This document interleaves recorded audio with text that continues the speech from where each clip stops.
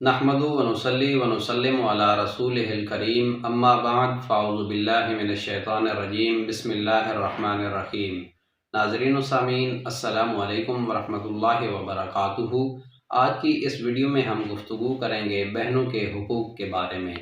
आप लोग वीडियोज़ में देखते रहते हैं जिसके अंदर मियाँ बीवी के हुकूक, माँ बाप के हुकूक और भी मुख्तलिफ़ किस्म के हुकूक बयान किए जाते हैं, लेकिन बहनों के हुकूक के बारे में आपको बहुत ही कम मवाद मिलेगा। हमारा मुआशरा बहनों के हुकूक के बारे में बहुत ही पीछे है। अगर बहनें अपने हक़ का मुतालबा करती हैं तो उनके साथ कतई तलखी कर दी जाती है। ख़ास तौर पर अगर वो जायदाद के अंदर अपने हक़ का मुतालबा करें तो उनके भाई उनके साथ बोल चाल तक ख़त्म कर देते हैं।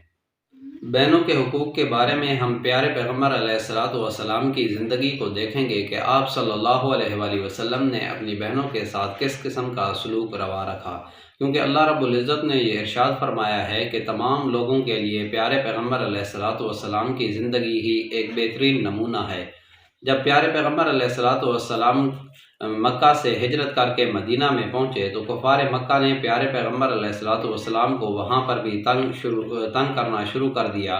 बिल आखिर ग़ज़वा बदर की जंग शुरू हो गई और प्यारे पैगम्बर अलैहिस्सलातु वस्सलाम अपने सहाबा को लेकर बदर के मकाम पर पहुँच गए और यहाँ से कुफ़ार मक्का वो भी मक्का से रवाना हुए और बदर के मकाम पर पहुँच गए, जिसके अंदर मुसलमानों की इंतहाई कलील तादाद थी, जिसके अंदर 313 के लगभग मुसलमान मौजूद थे और कुफ़ार मक्का जो थे वो तकरीबन 1000 के ऊपर नीचे उनकी तादाद थी। जब वो वहाँ पर पहुँचे तो मुसलमानों के साथ उनकी जंग शुरू हो गई। अल्लाह रब्बुल इज़्ज़त ने मुसलमानों को अपनी मदद के साथ फरिश्ते भेजे जिन्होंने मुसलमानों की मदद की और कुफ़ार मक्का को शिकस्त दे दी।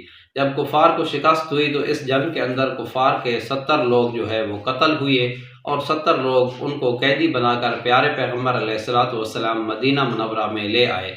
जब वहाँ पर उन कैदियों को लाया गया तो प्यारे पैगम्बर अलैहिस्सलातु वस्सलाम ने अपने सहाबा से मुशावरत की कि इन कैदियों के बारे में क्या किया जाए। प्यारे पैगम्बर अलैहिस्सलातु वस्सलाम और तमाम सहाबा की इत्तेफाक राय से ये बात तय पाई कि ये जो कैदी हमने बनाए हैं, इन कैदियों के बारे में ये उसूल बनाया गया कि इनमें जो पढ़े लिखे लोग हैं वो सहाबा किराम अलैहिमुर रिज़वान को पढ़ना लिखना सिखा दें तो इसके बदले में उन्हें आज़ादी मिल जाएगी, और जो पढ़ना लिखना नहीं जानते वो लोग अपनी माल देकर अपनी आज़ादी हासिल कर सकते हैं।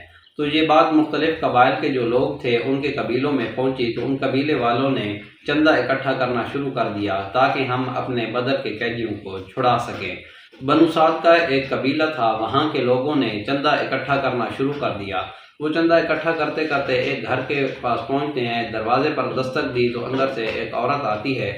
उसे वो लोग कहते हैं कि बदर के अंदर हमारे कैदी हैं जिनको हमने छुड़वाना है, उसके लिए हम चंदा इकट्ठा कर रहे हैं, आपके हिस्से के ऊपर इतना माल आता है, वो माल आप हमें दें। तो वो औरत कहती है कि हम तो बहुत ज़्यादा गरीब हैं, हम ये इतना माल आपको नहीं दे सकते, इसलिए आप लोग यहाँ से चले जाएं।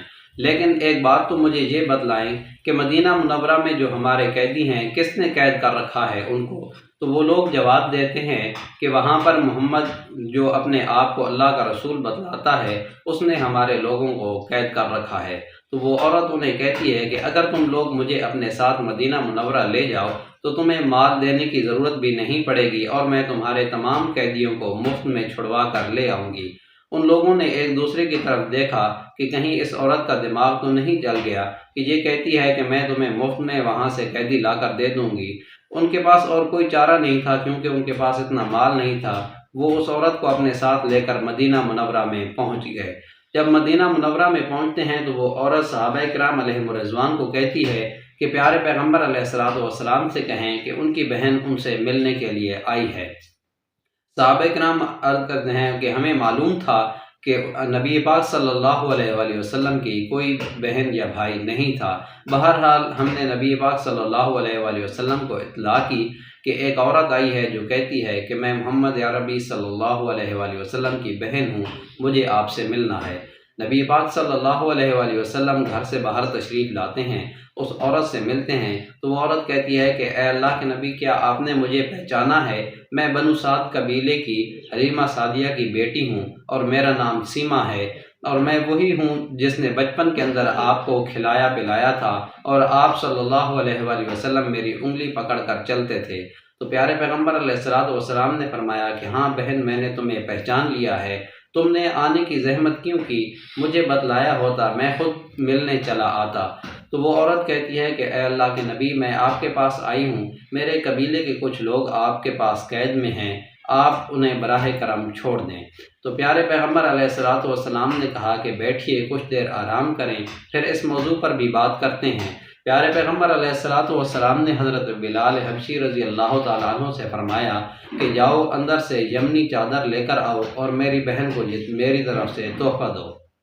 اس وقت جو کپڑے کے اندر یمنی چادریں تھیں یہ بہت ہی مشہور و معروف تھیں اور بیش بہا قیمتی تھیں۔ پیارے پیغمبر علیہ السلام نے اپنی بہن کو ایک یمنی چادر عطا کی اور ساتھ میں بھیڑ بکریوں کا تحفہ بھی دیا، اور یہ بھی کہا کہ آپ کے جتنے بھی قیدی ہیں آپ انہیں لے جا سکتی ہیں۔ اور صحابہ سے پیارے پیغمبر علیہ السلام کہ یہ میری بہن ہے، اس نے آج مجھ سے سوال کیا ہے، اس لیے میں اسے رسوا نہیں کرنا چاہتا۔ بنو سعد کے جتنے بھی قیدی ہیں اگر آپ ناراض نہ ہوں انہیں آزاد کر دیں، اور ان کا معاملہ اللہ اور اس کے رسول کے سپرد ہے، ان کا جتنا بھی مال بنے گا وہ میں اپنی طرف سے عطا کر دوں گا۔ تو اگر ہم دیکھیں تو پیارے پیغمبر علیہ السلام نے ہمارے لیے کتنا ہی بہترین نمونہ بنایا ہے کہ بہن جب بھی گھر میں آئے تو اس کے لیے کوئی بیش بہا قیمتی تحفہ اسے دے دیں، اور وہ اگر آپ سے کوئی جائز مطالبہ کرتی ہے تو اس مطالبے کو بھی پورا کریں۔ اللہ رب العزت سے دعا ہے کہ اللہ رب العزت ہمیں رشتہ داروں کے حقوق صحیح طور پر ادا کرنے کی توفیق نصیب فرمائے۔